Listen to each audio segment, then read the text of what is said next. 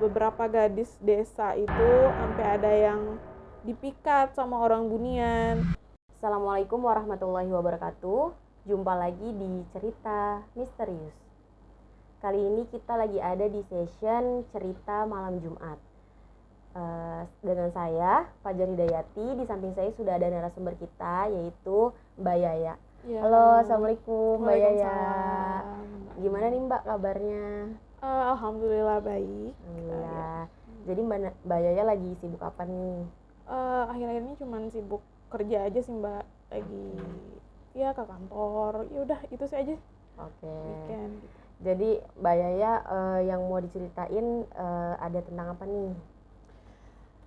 Sebenarnya aku mau cerita gimana awal mulanya sih. Misal, kok tahu sih ada dunia selain dunia kita gitu. Oke. Jadi singkat ceritanya tuh awalnya tuh waktu dari aku kecil. Jadi kisaran umur 12 gitu, kelas 1 SMP deh kayaknya, kelas 1 SMP. Jadi aku agak bingung sih waktu itu karena menurut aku kayak ini aku mimpi apa gimana gitu, karena ini bukan hal yang bukan hal yang wajar gitu dan baru juga buat aku. Jadi waktu kelas 1 SMP itu aku sempat sakit gitu, sempat sakit 1 mingguan. Jadi kan istirahat tuh di rumah, libur sekolah. Habis itu suatu ketika aku lagi tidur siang, terus aku ngerasa apa sih kalau orang bilangnya tuh kayak ketindihan kali ya, ketindihan yang sampai nggak bisa gerak gitu. Jadi pas ngalamin ketindihan itu aku kayak ini kok aku nggak bisa gerak sama sekali, nggak bisa ngomong. Padahal aku ngerasa aku baik-baik aja gitu. Padahal rasanya kayak sadar. Iya, sadar. Tapi terus nggak bisa ngapa-ngapain. Kenapa kayak gini gitu kan, panik, nggak bisa teriak juga.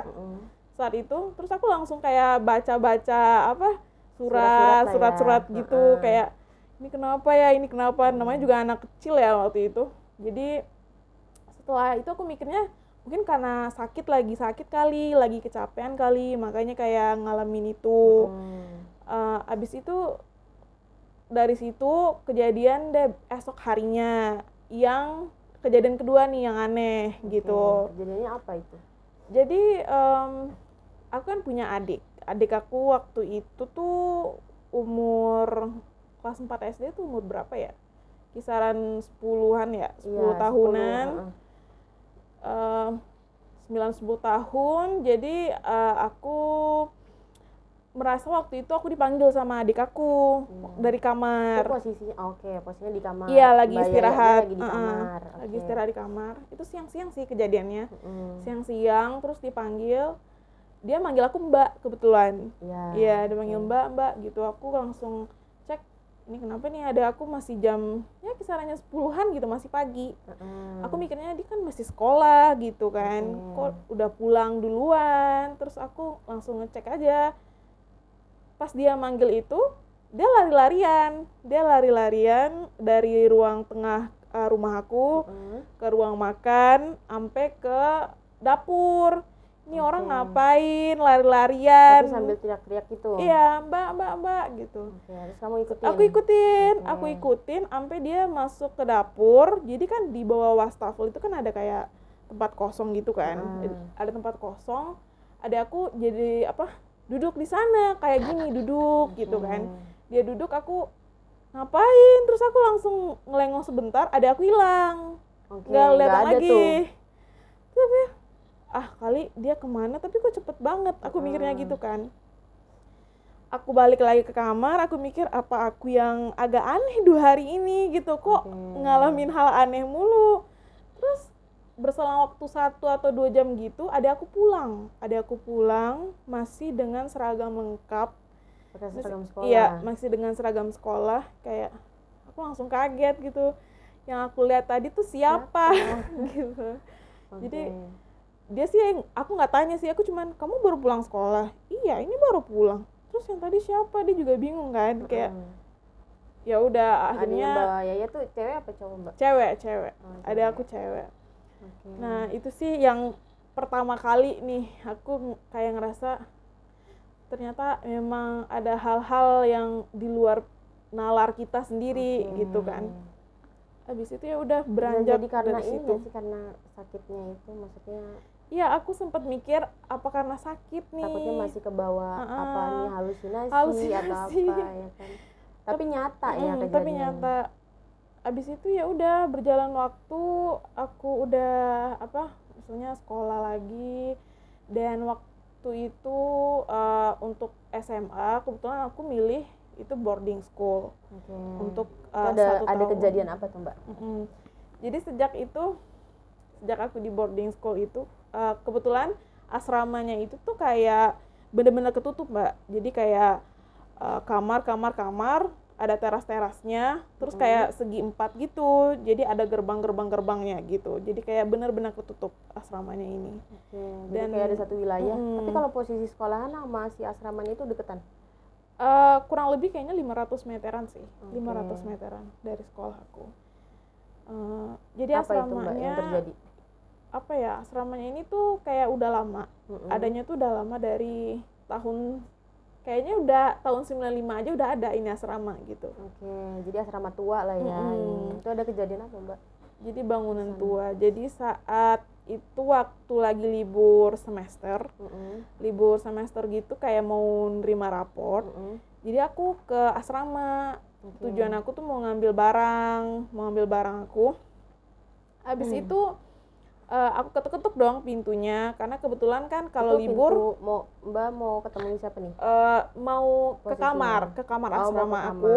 Sedangkan kan itu lagi libur, jadi teman-teman aku lagi pada pulang gitu. Jadi posisi pintu kamarnya kekunci nih. Iya benar. Terus jadi Mbak Yaya mau masuk.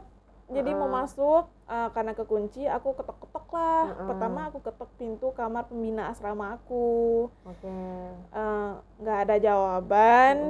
Akhirnya aku pergi ke depan gerbangnya yang dekat banget sama pintu kamar asramanya juga gitu. Terus aku ketok-ketok lagi, nggak ada yang jawab. Terus aku mikirnya, kenapa ya pembina asrama pada nggak bukain pintu, aku pikir. Aku juga nggak mikir kalau nggak ada orang sama sekali waktu itu. Kondisinya lagi kayaknya sore gitu, menjelang sore sih, kayak jam 3-an. Pergi jam 3-an, aku akhirnya ngintip di lubang pintu asrama aku. Aku ngeliat ada pembina asrama aku duduk di sana. Dengan kondisi dia pakai baju hitam, terus celana hitam. Baju kerjanya atau gimana? Enggak, baju santai aja gitu, baju biasa, kaos biasa sama jeans hitam gitu, duduk. Terus aku pikir, kenapa dia nggak nyaut ya? Aku udah capek banget gitu ngetok-ngetok pintu itu. Dia nggak ngeliat, aku sampai kayak, Bu bukain dong Bu, saya mau masuk nih. Terus dia diam aja, nggak kayak kayak orang lagi menung, duduk gitu. Tapi mukanya kelihatan persis 100% ya kayak pembina asrama aku. Terus aku mikir, kenapa ya nggak dibuka-bukain? Aku nggak sampai saat itu aku nggak ngeh kalau itu ternyata bukan orang, bukan pembina asrama aku. Sadarnya dari mana Mbak? Sadarnya itu pas aku balik karena capek banget nih, habis ngetok-ngetok nggak dibukain. Aku balik baru jalan 100 meter, ketemu sama pembina asramanya. Yang tadi ada di kamar itu? Iya benar, yang di depan lagi duduk di teras itu. Dia pakaian lengkap gitu, pakaian baju dinas lengkap. Terus aku jadi bingung, kayak kok ibunya di sini gitu, soalnya yang aku lihat tadi siapa gitu kan.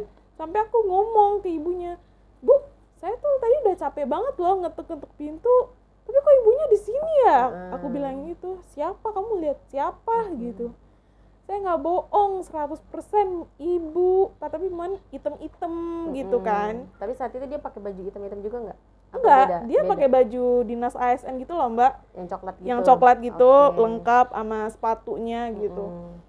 Jadi dia pun kayak takut ya.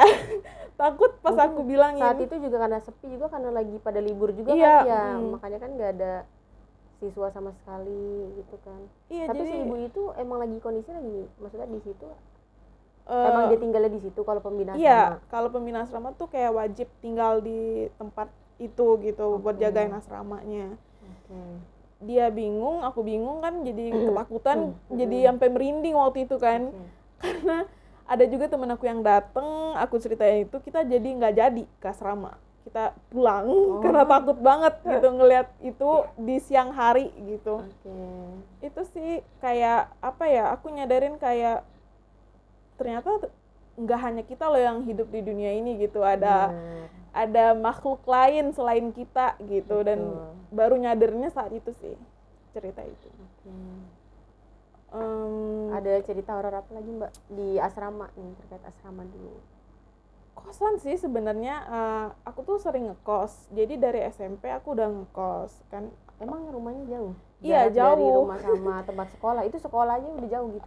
Aku sekolah tuh di kayak di kota kabupatennya, sedangkan aku tinggal di kecamatannya yang Oke. lumayan ngelewatin apa ya, apa jalanan yang sepi gitu, banyak hutan-hutan yang kayak gitu. Jadi aku memilih untuk kos Ngekos gitu ya, di daerah oke. tersebut. Nah, di kos ini tuh ya mungkin nggak tahu sih pada umumnya kos emang ada kayak gini atau enggak, cuman sering kayak kita lagi tidur malam ada yang apa yang jatuhin sapu, bunyi yang jatuhin sapu, atau ada yang nyuci tengah malam padahal udah ditanyain ada yang nyuci nggak ada yang nyuci. Oke. Kayak gitu. Jadi aduh kok jadi mengganggu gitu. Kan lagi tidur tiba-tiba dengerin kayak gitu tuh ganggu Mungkin banget sih. emang Mbaknya berarti peka sama hal-hal kayak gitu, ya nggak sih? Iya, juga bingung sih. Soalnya Karena kalau kan nggak sembarangan orang bisa ngerasain hal-hal kayak gitu kan. mungkin ya kali lebih sensitif mungkin Benar. soal itu.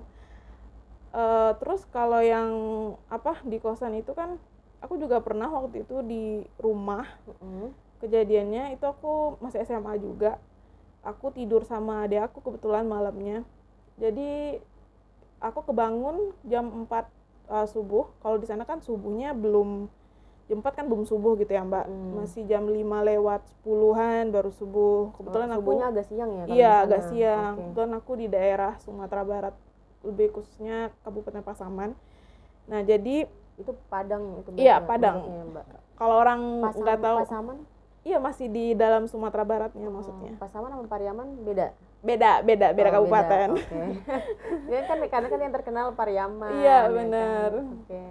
Jadi lanjut lagi cerita yang tadi, lagi tidur terus aku dengar ibu aku manggil adik aku jam 4 subuh.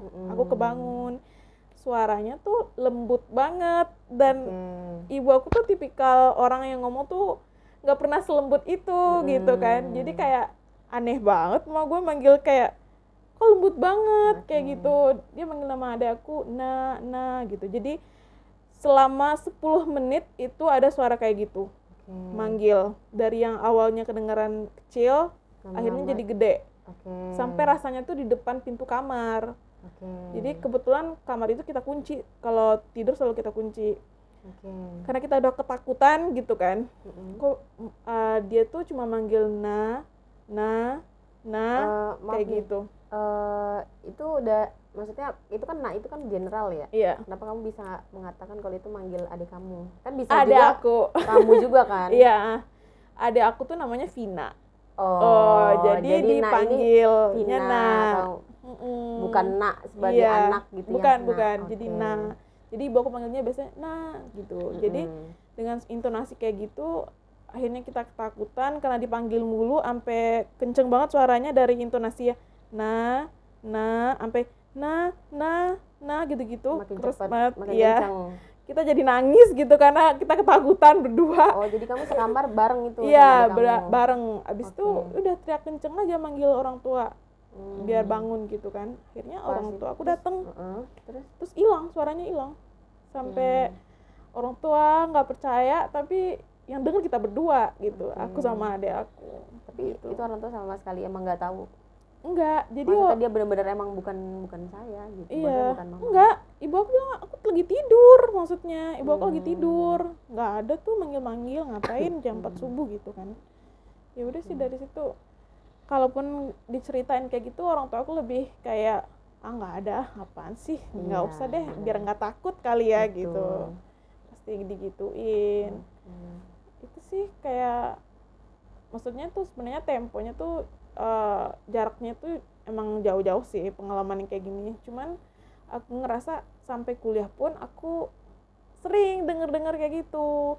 Maksudnya aku selalu ngekos, di setiap tempat kos selalu denger yang kayak begitu. Yang apa? Entah yang nangis-nangis nggak jelas, padahal bukan ada anak kos yang nangis gitu. Kita selalu tanya gitu, ada nangis nggak kenceng-kenceng tadi malam? Nggak ada, kita nggak denger. Tapi aku Tapi yang denger. denger kamu doang. Iya, aku denger. Jadi kayak, padahal aku bukan indigo sama sekali, nggak ada kemampuan itu. Tapi itu sih lebih denger kayak gitu. Cuma lebih peka aja berarti kan. Iya. Benar. Tapi kalau di kos itu kira-kira kosnya itu masuk ke kategori horor nggak sih? Maksudnya kalau dari tetangga-tetangga atau sekitar gitu kayak yang bilang, itu mah emang kosnya horor atau gimana? Karena bangunan lama kali ya. Jadi aku pernah waktu kuliah pun kosannya itu kayak pas masuk itu kayak rumah sakit. Ngerti nggak Mbak? Koridornya panjang. Panjang banget. Jadi kamar dan itu bangunan lama. Jadi agak horor sih kelihatannya. Cuman ya tergantung kitanya aja sih ya, berpikiran mau positif atau negatif. Benar-benar. Gitu. Terus ada cerita apa lagi nih Mbak Yaya? Kalau menyangkut apa ya, spiritual atau supernatural, maksudnya supernatural gitu ya. Di daerah aku tuh ada dua cerita sih yang terkenal banget. Dan ini tuh pun cerita apa nih?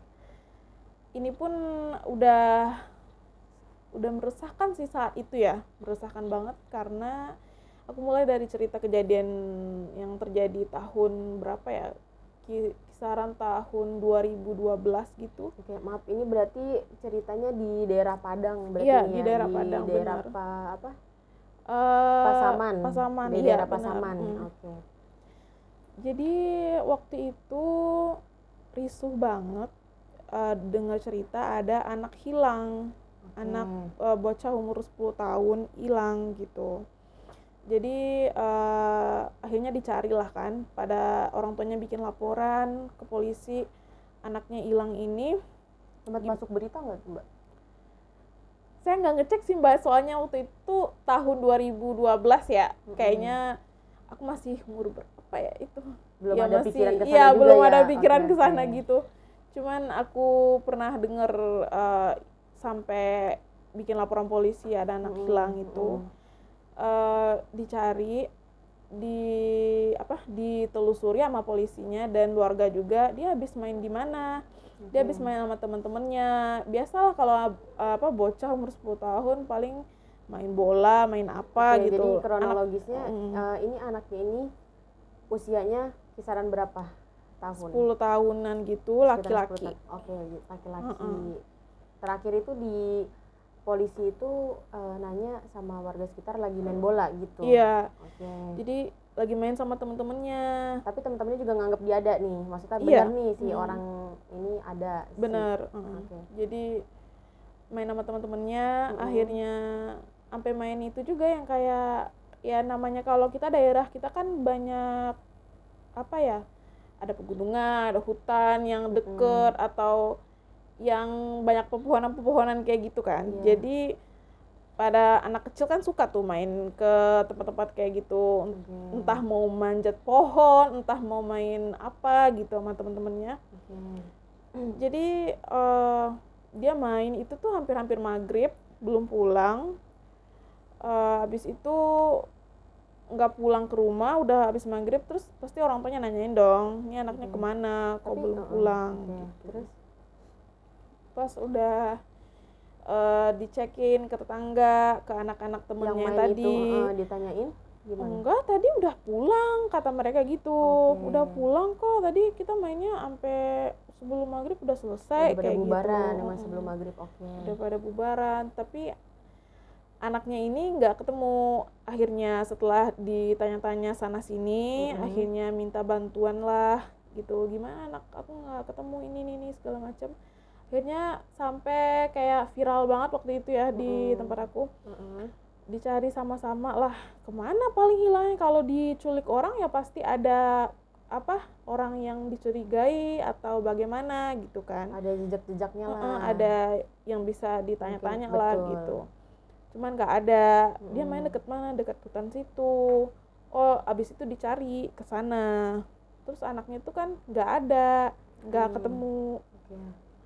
Terus akhirnya ada orang yang bisa lah gitu, yang pinter, orang pinter gitu, yang bilang ini anaknya mah diumpetin katanya. Oke, diumpetin sama apa tuh? Katanya diumpetin sama makhluk halus di sana yang deket hutan. Terus ini tuh berkaitan sama legenda yang sering diomongin sama orang. Sebenarnya bukan legenda, cuman karena orang-orang kan pada nggak percaya ya, yang hal-hal mistis gini. Dibilangin disembunyiin orang Bunian kali, dibilang gitu sama orang-orang kan. Jadi orang Bunian itu apa? Orang Bunian itu tuh kayak makhluk halus yang hidup di sebuah pedalaman hutan atau perkampungannya tuh jauh dari masyarakat gitu. Yang nggak bisa dilihat orang dengan mata telanjang tuh nggak bisa. Jadi hanya orang-orang yang udah punya istilahnya ilmu tertentu ataupun bisa melihat ataupun mereka yang ingin menunjukkan diri kepada orang-orang tertentu gitu. Nah, singkat cerita yang tadi anak yang hilang itu tuh itu kan nggak ketemu. Jadi sampai berapa lama itu, Mbak? Nggak ketemunya itu berapa lama ya? Kayaknya ada hitungan 2 bulan itu nggak ada, nggak ketemu. Iya, 2 bulan itu nggak ketemu. Tapi itu orang tuanya nggak nganggep gimana tuh? Biasanya kan kayak udah nggak ketemu. Iya, udah dicoba segala cara, terus kita nggak tahu dong harus ngapain gitu kan. Ya itu salah satunya orang yang pintar itu mau nolong, katanya dia mau cariin. Tapi balik lagi ke cerita orang Bunian yang tadi, karena orang Bunian ini gimana ya, maksudnya nggak semudah itu ya, maksudnya mencari orang hilang yang masuk ke dunia lain misalkan. Jadi orang Bunian itu terkenal kayak agak itu sih, suka kerja sama dukun. Jadi ada jahatnya juga ya, namanya jin kali ya. Jadi kayak ada jin baik, ada jin jahat juga ya. Pasti. Ya, jadi itu sih ditolongin sama orang pintar ini. Akhirnya sih balik, tapi aku nggak tahu sih kronologi lengkapnya gimana caranya pengembalian anak ini. Tapi balik. Itu baliknya gimana, Mbak? Maksudnya kondisi pas baliknya itu?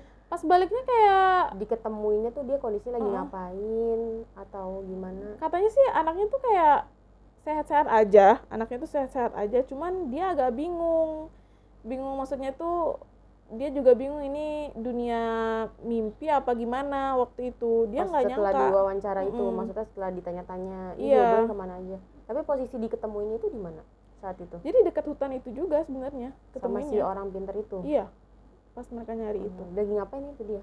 Maksudnya kondisinya dia lagi? Nggak ada, linglung aja sih, kayaknya linglung. Abis itu ya udah diobatin lah istilahnya kan, secara diruqyah atau apa gitu anaknya.